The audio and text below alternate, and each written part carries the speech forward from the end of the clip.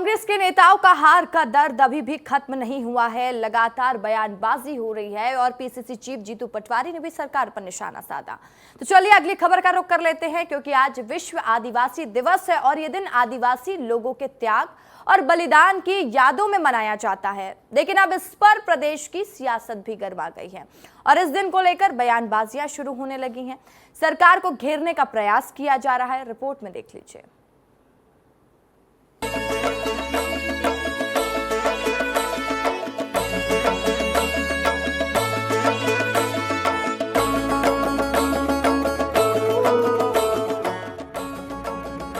विश्व आदिवासी दिवस या विश्व के स्वदेशी लोगों का अंतर्राष्ट्रीय दिवस हर साल 9 अगस्त के दिन मनाया जाता है।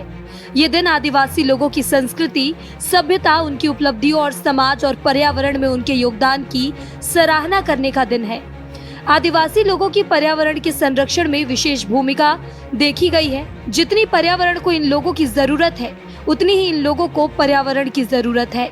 इसलिए इनके अधिकारों को बनाए रखने के लिए भी इस दिन को मनाया जाता है। लेकिन इस दिन पर प्रदेश की सियासत थोड़ी गर्माती हुई नजर आई। कांग्रेस पार्टी की युवा फोर्स ने भर भर के सत्ताधारी दल पर कटाक्ष किए और बीजेपी सरकार को घेरने का प्रयास किया है। फिर चाहे नेता प्रतिपक्ष उमंग सिंघार हो या फिर कांग्रेस विधायक विक्रांत भूरिया, हर कोई आदिवासी दिवस को लेकर सरकार को घेरते नजर आया। दोनों ही धुरंधरों ने आज के इस खास दिन पर, जो कि आदिवासियों का दिन है, उनके त्याग और बलिदानों का दिन है, उस दिन पर अवकाश न होने को लेकर विरोध जताया है।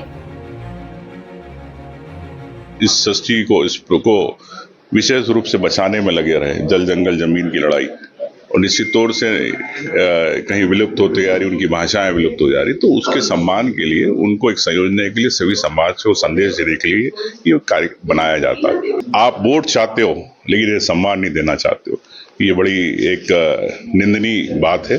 मैं इसका विरोध करता हूँ। जिस तरह से आज हमारे आदिवासियों का गर्व का दिन है, वर्ल्ड इंडिजिनस डे है, मतलब मूल निवासियों का दिन, और आज इस सरकार ने वो छुट्टी कैंसिल कर दी जो पहले जब कांग्रेस की सरकार थी जो देती थी। तो ये साबित करता है कि ये हम आदिवासियों को इस धरती का, इस देश के मूल निवासी नहीं मानते। दोनों ही दिग्गजों ने अवकाश को लेकर पार्टी पर तंज तो कसा ही, साथ ही बीजेपी की नियति पर भी जमकर प्रहार किया है। नेता प्रतिपक्ष उमंग सिंघार ने सीएम डॉक्टर मोहन यादव सरकार की तुलना ऑस्ट्रेलिया में पाए जाने वाले सबसे जहरीले सांपों से कर दी है। वहीं कांग्रेस विधायक विक्रांत भूरिया ने भी अवकाश को लेकर निशाना तो साधा ही है, लेकिन साथ ही चेतावनी भी दे डाली। भारतीय जनता पार्टी जिस प्रकार से विरोध कर रही है, तो मैं यही कहना चाहता हूं कि ऑस्ट्रेलिया में विश्व के सबसे जहरीले सांप पाए जाते हैं, तो मध्य प्रदेश की भारतीय जनता पार्टी सबसे ज्यादा जहरीले सांप के रूप में दिख रही है मुझे। और यहाँ जिस प्रकार से आदिवासियों को डसने का काम करे, आदिवासियों का अपमान कर रही है, आदिवासियों को अस्तित्व को स्वीकार करने से ये मना कर रहे हैं। बीजेपी और सरकार को हम चेतावनी देना चाहते हैं, अगर इसी तरह से आदिवासियों का ये अपमान करते रहेंगे तो सरकार को बहुत जल्दी भुगतना पड़ेगा। आदिवासियों के इस खास दिन को लेकर कांग्रेस ने बीजेपी सरकार पर भारी प्रहार किया, लेकिन जब विपक्ष इतना हमलावर हो तो भला ऐसे में सत्ता पक्ष कैसे शांत रह सकता है। बीजेपी ने भी कांग्रेस के वारों पर जमकर पलटवार किया। भारतीय जनता पार्टी की चाहे सरकार रही है, मैं कांग्रेस से पूछना चाहता हूं कि आदिवासियों के नाम पर बात करते हो, ये तो बताओ कि आपने आज़ादी के 50-60 साल तक अपनी सरकार चलाई, कभी जनजाति मंत्रालय नहीं बना। ये जनजाति मंत्रालय भी बनाने का काम किया तो अटल बिहारी वाजपेयी जी की सरकार में हुआ, जब उनको पृथक बना करके ये दिया गया कि उसमें जो हम काम कर सकते हैं, काम की जो संभावनाएं होंगी, आदिवासी जनजाति भाइयों के बीच में काम करने का अगर काम किसी ने किया है तो भारतीय जनता पार्टी की सरकार में हुआ। आदिवासियों के लिए इस खास दिन की शुरुआत साल 1994 में हुई थी। दिसंबर 1994 में संयुक्त राष्ट्र ने ये फैसला लिया था कि विश्व की स्वदेशी लोगों का अंतर्राष्ट्रीय दिवस हर साल 9 अगस्त के दिन मनाया जाएगा।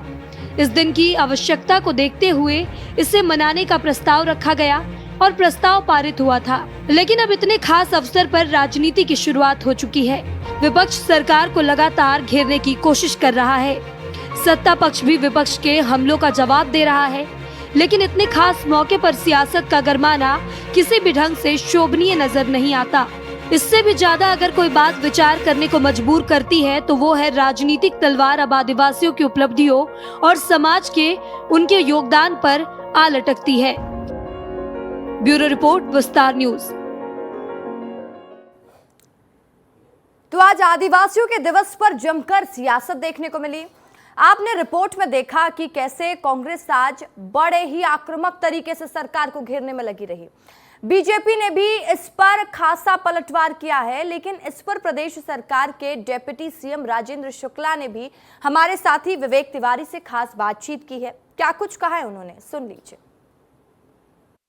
आज आदिवासी दिवस है और मध्य प्रदेश के उप मुख्यमंत्री राजेंद्र शुक्ला हैं हमारे साथ। सर, आज आदिवासी दिवस है और जीतू पटवारी ने कहा कि आदिवासियों की संवेदनाएं नहीं है, छुट्टी को लेकर उन्होंने कहा। अभी इस प्रकार की बातों का ना तो कभी कोई किसी ने इस प्रकार से कोई डिमांड भी आई, और विश्व आदिवासी दिवस को लेके आदिवासी भाइयों में ही उत्साह नहीं है, बल्कि मध्य प्रदेश के सभी लोग आदिवासियों के प्रति बहुत ही संवेदनशील हैं और आदिवासी बहुल्य हमारा प्रदेश है।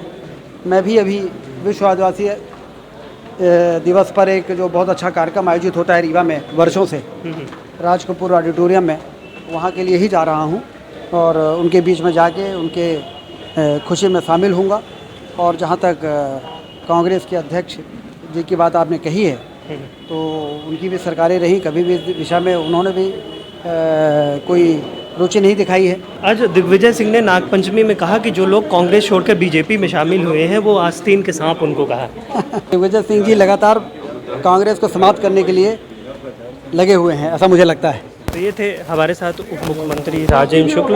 उन्होंने कहा कि विजय सिंह है वो कांग्रेस को समाप्त करने के लिए लगे हैं। वीडियो जर्नलिस्ट आशुतोष के साथ विवेक तिवारी, विस्तार न्यूज।